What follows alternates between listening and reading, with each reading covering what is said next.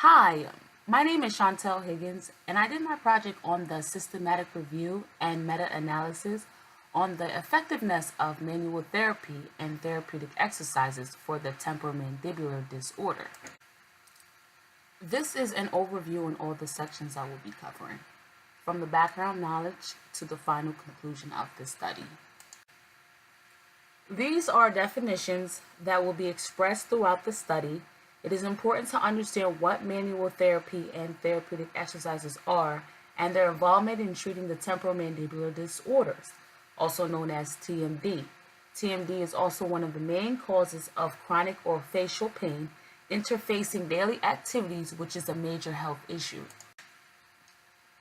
The objective of the study was to test and summarize the quality of randomized controlled trials that tested the effects of MT, which is manual therapy, and therapeutic exercise interventions compared to standard care or other interventions to treat TMD. The outcomes of this study focused on pain, range of motion, and oral function, or function was used in this study to focus on the limitation for patients in their daily activities with TMD, tested through different questionnaires, while a second outcome interest was on pressure pain threshold. The minimal difference for pain ranged from 1.5 to 3.2 points. The maximum mouth opening for healthy people can go as far as 5 millimeters. This shows there is a clinical difference that can be tested.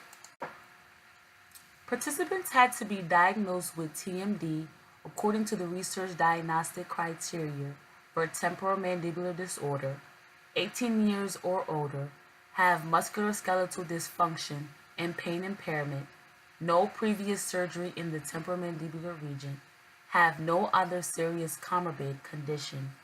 As previously stated, study targeted randomized controlled trials comparing different types of manual therapy interventions, such as exercise therapy alone or with other therapies, and a placebo intervention, control comparison intervention, or just standard care. On the next 3 slides, we will be looking at 3 major figure studies that were mentioned in this medical journal. 2 studies tested postural correction exercises for mild facial pain. Both studies showed positive results for improving muscular symptoms in TMD. They also had similar intervention, diagnosis, and outcome.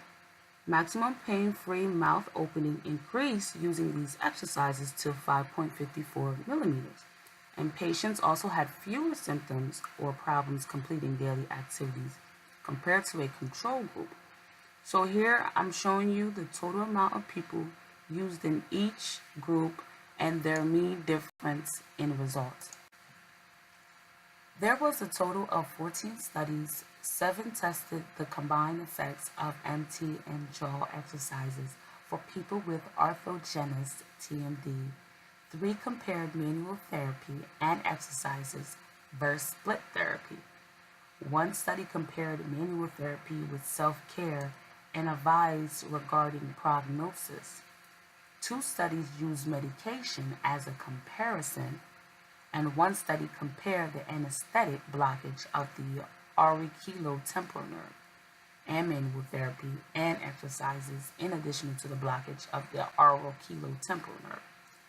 5 of these studies favored using manual therapy and exercises compared to split exercises, medication, or other non-conservative treatment for orthogenous TMD. Again, these studies have similar homogeneous intervention, diagnosis, and available data. There was an increase in active mouth opening of 3.58 millimeters for 4 weeks to 3 months.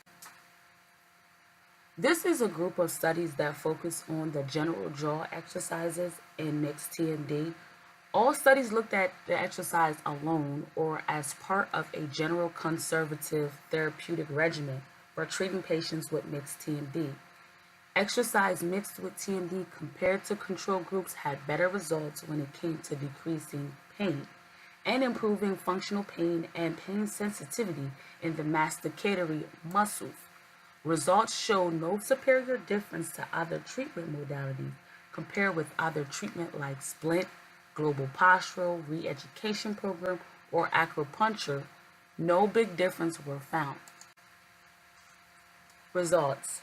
There was a total of 3,549 published articles related to this study. Only 48 articles managed to make it to the final analysis. Many articles were considered low or at risk of bias according to the grade.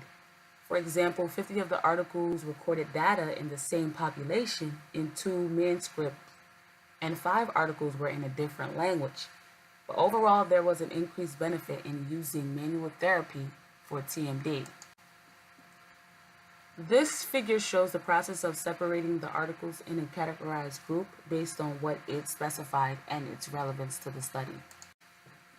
This slide shows the grading rubric used by grade to check for the eligibility requirements and to analyze and check for the error like risk of bias in studies like postural correlation exercises in myogenic TMD.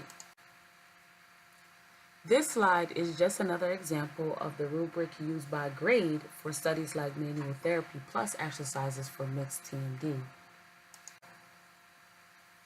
So you ask, why use physical therapy for TMD?